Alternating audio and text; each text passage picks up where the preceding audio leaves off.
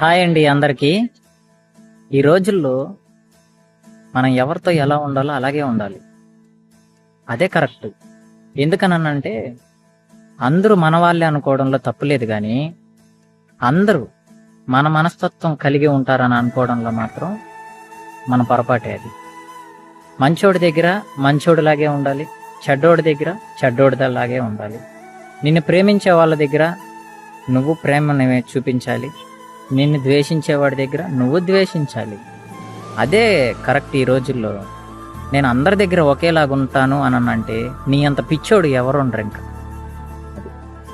So నేను చెప్పేది ఏంటనంటే మనకంటూ ఒక క్యారెక్టర్ ఉంటుంది.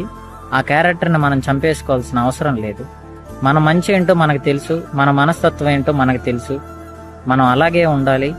కానీ బయటికి వెళ్ళినప్పుడు మాత్రం ఎవరి క్యారెక్టర్ ఎలా ఉంటుందో తెలియదు కాబట్టి దానికి అనుగుణంగా మనం కూడా ప్రవర్తించి సేమ్ మళ్ళీ తిరిగి మన క్యారెక్టర్లోనే మనం ఉండాలి. ఎవరి కోసమో మనం మారాల్సిన అవసరం అయితే లేదు. సో అర్థమైంది అనుకుంటున్నాను. నెక్స్ట్ మంచి మాటతో మళ్ళీ కలుద్దాము. నచ్చితే లైక్ చేసుకోండి, సబ్స్క్రైబ్ చేసుకోండి, ఫాలో చేయండి. బాయ్, ఉంటాను.